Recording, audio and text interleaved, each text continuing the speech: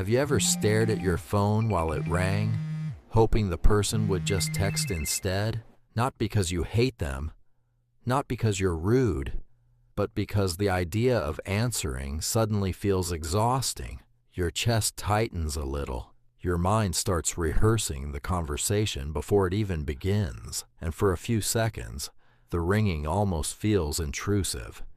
If you know that feeling, you're not alone. Today, we're talking about the psychology of people who hate phone calls and why something so normal can feel strangely draining to certain minds. For some people, phone calls are easy, natural, effortless.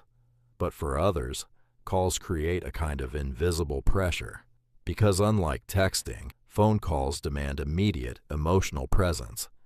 You have to react instantly, respond instantly, think instantly.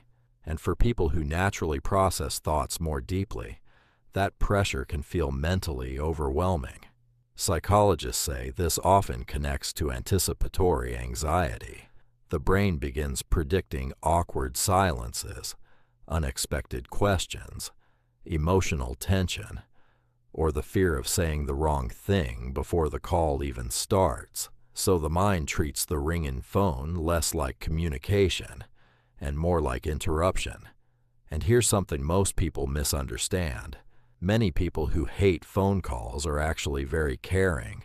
They often love deep conversations. They enjoy connection.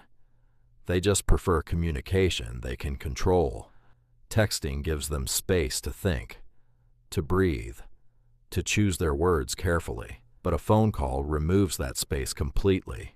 Suddenly, their thoughts have to perform in real time, and that emotional effort quietly drains them. Some people also dislike phone calls because they grew up in environments where calls usually meant stress, bad news, conflict, pressure. So even years later, the sound of a ringtone can still trigger tension their body remembers before their mind fully understands why. But even without anxiety or past experiences, many people simply feel emotionally safer in silence. Phone calls can feel unpredictable. You can't read facial expressions. You can't pause comfortably. You can't disappear for a second to collect your thoughts. And for highly sensitive or introverted people, that lack of control becomes exhausting surprisingly fast. That's why some people will watch their phone ring, wait for it to stop, and immediately send a text saying, "Sorry, what happened?" Not because they don't care, but because texting feels emotionally quieter, more manageable, more safe.